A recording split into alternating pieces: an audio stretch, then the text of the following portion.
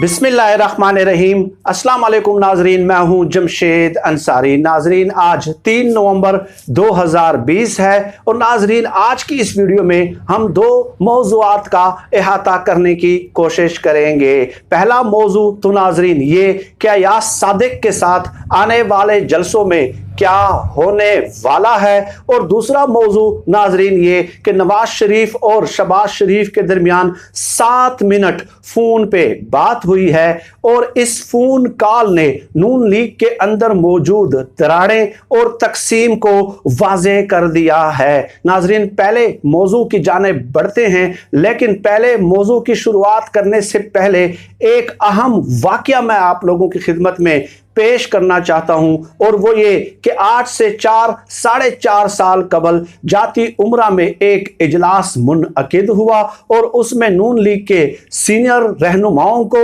और newly elected MNS को invite किया गया। उस इजलास की सदारत मरियम नवाज ने की और उसमें जो वाकया पेश आया नाजरीन कि वो ये कि मरियम नवाज ने तमाम सीनियर रहनुमाओं से कहा, ख्वाजा आसिफ से लेके एहसन इकबाल से लेके जो नाम, इवन के राजा जफरुल हक से लेके जो नाम आपके जहन में आते हैं, तमाम रहनुमाओं से कहा कि तलाल चौधरी के लिए क्लैपिंग की जाए, यानी तालियां बजाई जाएं। तलाल चौधरी की पार्टी के खिदमात के एवज जो है तमाम सीनियर रहनुमाओं को यह हिदायत जारी की गई, बल्कि हिदायत क्या खुद मरियम नवाज ने क्लैपिंग की और तमाम सीनियर रहनुमाओं से क्लैपिंग कराई गई। तो ये हमारी पार्टियों का हाल है नाजरीन, ये है हमारी सियासी जमहूरी जमातें। अब आप मुझे बताइए कि तलाल चौधरी की पार्टी के लिए क्या खिदमात हैं। खिदमात ये थी कि चूंकि ये शरीफ खानदान का जो दिफा है,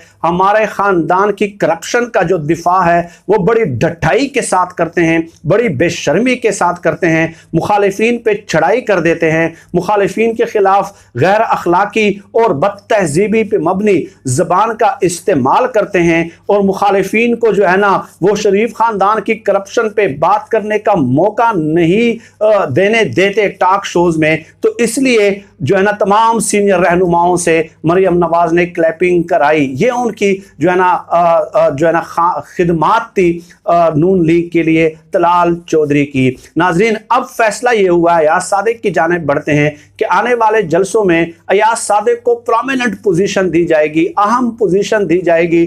आप देखेंगे कि टॉप लीडरशिप जो है नून लीग की, उनके राइट लेफ्ट जो है वो नजर आएंगे और हो सकता है कि आने वाले जलसों में अयाज सादिक से खिताब भी कराया जाए, तकारीर भी कराई जाए। नाजरीन 22 नवंबर को अगले जलसे का इनेकाद होना है पीडीएम की जानिब से, लेकिन उससे पहले भी पीएमएलएन ने 4-5 और जलसे भी मुनअकिद करने हैं अपनी जाती हैसियत में, अपनी पार्टी की हैसियत में। तो उसमें अयाज सादिक को बहुत ज़्यादा जो है अहमियत दी जाएगी।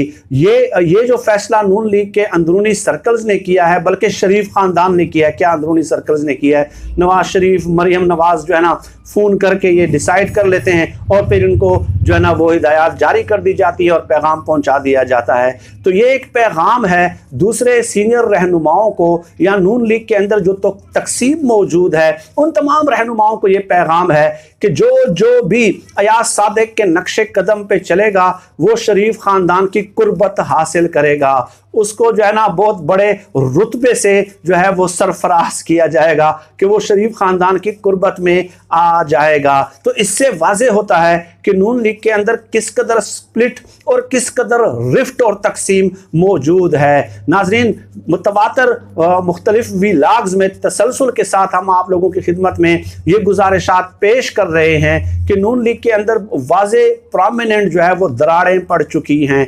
कल जो है शहबाज शरीफ और हमजा शहबाज जो है वो अदालत पेश होते हैं, तो वहां मरियम नवाज ने एक तो शहबाज शरीफ को पर्ची थमाई जिसमें नवाज शरीफ का पैगाम लिखा हुआ था, और उसके बाद मरियम नवाज ने नवाज शरीफ का जो है वो राब्ता कराया शहबाज शरीफ के साथ। 7 मिनट फोन पे बात हुई और उस फोन कॉल में जो है नाजरीन नवाज शरीफ ने शहबाज शरीफ को हिदायत जारी की कि आपका जो कैंप है, जो आपके करीबी है, जो आपकी बात मानते हैं, तो उनको हिदायत जारी की जाए कि वो हमारे बयानिए पे आ जाएं। تو اس سے یہ ظاہر ہوتا ہے کہ نون لیگ جو ہے وہ سپلٹ ہو چکی ہے، تقسیم ہو چکی ہے، اور وہ نواز شریف کے بیانیے کا بوجھ اٹھانے کی متحمل نہیں ہے۔ تو اس فون کال نے یہ تمام حقائق منکشف کر دیے ہیں، اور ویسے بھی ہم آپ لوگوں کی خدمت میں گزشتہ 1-2 ہفتوں سے اس حوالے سے گزارشات تسلسل کے ساتھ پیش کر رہے ہیں۔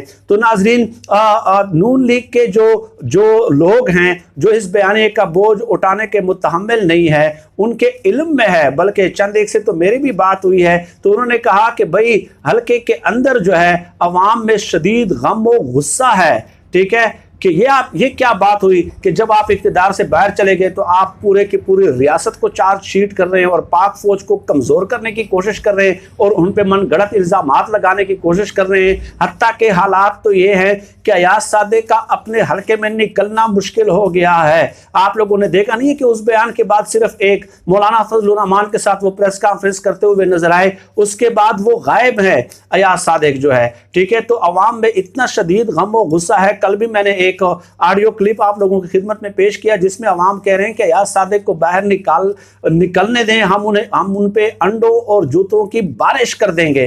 تو یہ حالات بنے ہوئے ہیں اندرون خانہ۔ تو ڈیفینیٹلی وہ عوامی غیظ و غضب سے بچنے کے لیے کہ انہوں نے یہاں پہ بیٹھ کے تو سیاست کرنی ہے، بھائی نواز شریف کی تو سیاست ختم ہو گئی ہے، بلکہ نواز شریف کا پاکستان آنا بھی جو ہے وہ تقریباً ناممکن ہو گیا۔ وہ خود اپنی ذاتی حیثیت میں کبھی بھی پاکستان اب نہیں آئیں گے اس بیانیے کے بعد۔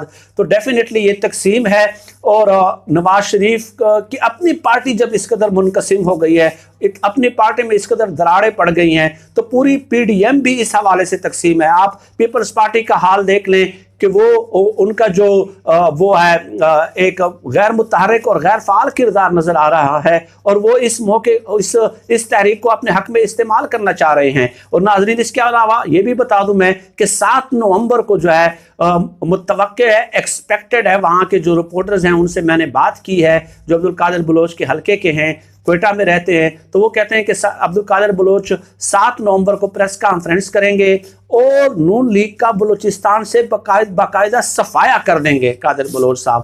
تو نون لیگ ایک صوبے سے مکمل طور پہ آپ کو ختم ہوتی ہوئی نظر آئے گی۔ تو یہ پوری صورتحال ہے، اور نواز شریف جو ہے، اب آپ دیکھ لیں کہ نواز شریف کی پارٹی کے وہ لوگ جو ایاز صادق سے سبقت لے جانا چاہتے ہیں، یہ ٹاسک دیا گیا ہے نا کہ آپ ایاز صادق سے بڑھ کے جو ہے نا بیانات دینا شروع کر دیں اور باقاعدہ ریاستی اداروں کے سربراہوں کے نام لینا شروع کر دیں۔ چنانچہ اس سے گزشتہ ویڈیو میں آپ لوگوں کی خدمت میں پیش کر چکا ہوں کہ کیسے عظمہ بخاری نے پلوامہ میں مارے جانے والے بھارتی فوجیوں کو شہید کہہ دیا ہے۔ تو یہ شریف خاندان کو خوش کرنے کی کوشش ہے۔ یہ بدقسمتی ہے کہ سیاست کے نام پہ، جمہوریت کے نام پہ جو ہے ہمارے سروں پہ موروثی سیاست مسلط ہے، اور اسی موروثی سیاست کو جمہوریت کا لیبل لگا کے ہمارے سامنے پیش کیا جا رہا ہے۔ اور اس جرم میں جو چند صحافی ہیں، تجزیہ کار ہیں، اینکرز ہیں، جو دعویٰ کرتے ہیں کہ ہم 30 40 سالوں سے صحافت کے وادی پرخار میں موجود ہیں، انہوں نے بھی اپنا حصہ بقدر جثہ ڈالا ہے، اور اس کی بہت بڑی قیمت بھی ان لوگوں نے وصول کی ہے۔ آج کے لیے ناظرین اتنا ہی۔ پاکستان زندہ باد، اللہ حافظ۔